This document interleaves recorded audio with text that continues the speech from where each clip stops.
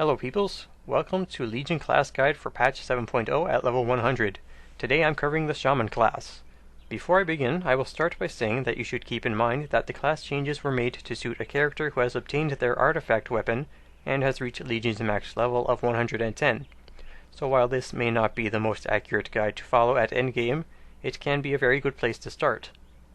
I'll only be going over each spec's abilities and how they work together. You can use this as a template upon which to build your talents. If there's enough interest, I can start including my own personal talent choice in these videos, or do a separate set of videos based solely on talents. Restoration spec is up first. Healing Wave is your slow, cheap heal, and Healing Surge is your fast, expensive heal. Riptide heals a target instantly, and also gives the target a heal over time, but it has a short cooldown. The duration of the heal over time is flexible enough that you can easily have two of them active at all times. Riptide also grants you a buff, Tidal Waves, that can be used to either cast Healing Wave a little faster, or cast Healing Surge with an increased critical strike chance. For single target healing, you will want to maintain Riptide's healing over time on your target. After each time you cast Riptide, consume Tidal Waves by casting Healing Wave if your target is not in immediate danger of dying. Otherwise, cast Healing Surge to heal them quickly with a higher chance to critically strike. Chain Heal can also apply Tidal Waves. It's a slow cast heal that jumps to up to a total of 4 targets. The healing amount is reduced by 30% each time it jumps. If you're healing multiple targets, make sure that whoever needs the most healing is your primary target. Healing Rain is another spell you'll use to heal multiple targets. It creates an area that players can stand in to receive healing over time.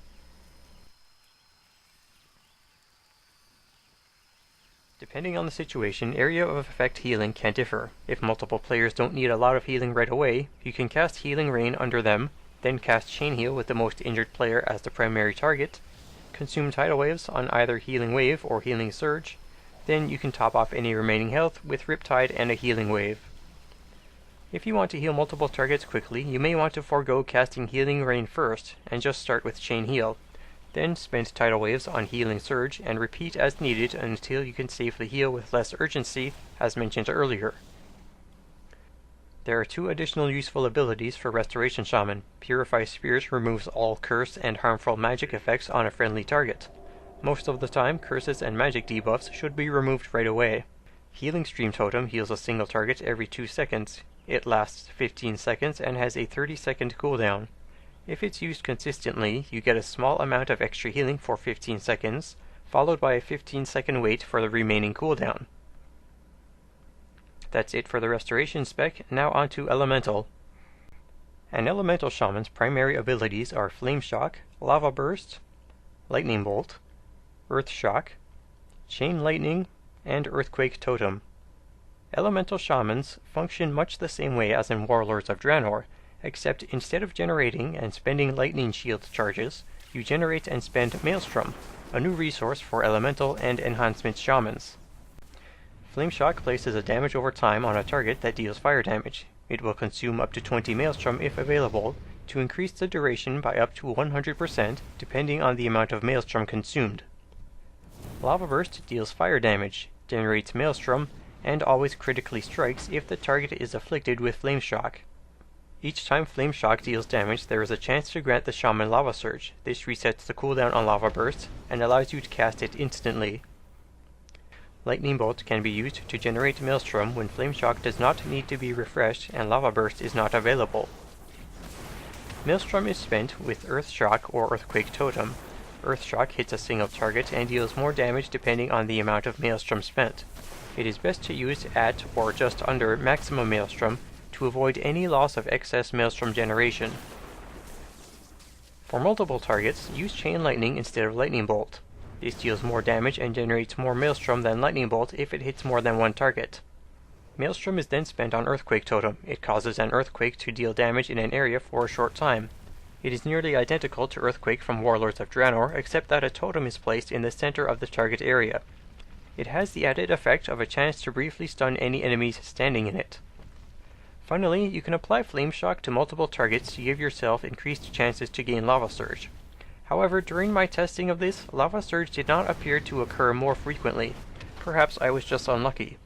Even if this is the case, having Flame Shock on multiple targets will still increase your area of effect damage. That's it for the Elemental spec. Now on to Enhancement. An Enhancement Shaman's primary abilities are Flame Tongue, Rock Biter, Storm Strike, Lava Lash, and Crash Lightning. Enhancement Shamans, along with Elemental Shamans, now generate and spend Maelstrom with their primary abilities. Enhancement Shamans also generate Maelstrom passively with auto attacks. Flame Tongue deals a small amount of damage and causes your attacks to deal additional fire damage. This buff lasts longer than the cooldown of Flame Tongue, so it can easily be maintained indefinitely. You'll then generate Maelstrom with Rock Biter, which also deals a small amount of nature damage. Instead of building large amounts of Maelstrom as with Elemental Shamans, Enhancement Shamans spend Maelstrom on Storm Strike and Lava Lash. Storm Strike will be your primary Maelstrom spender. It deals a large amount of nature damage and has a cooldown. If you have excess Maelstrom while waiting to use Storm Strike, spend it on Lava Lash.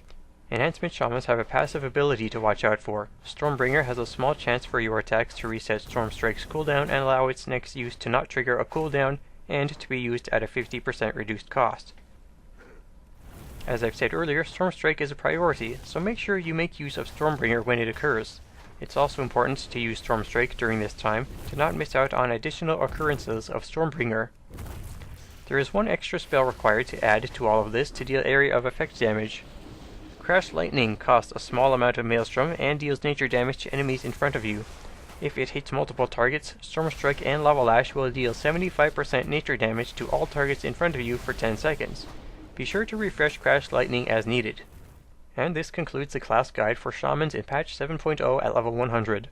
All of this may change slightly or a lot depending on your talent choice. Whichever you decide, this will be the model that you build your character upon.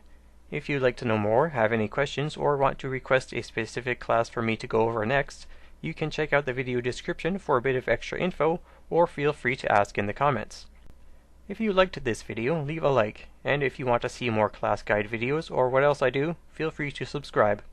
Until next time, be well, stay well, farewell.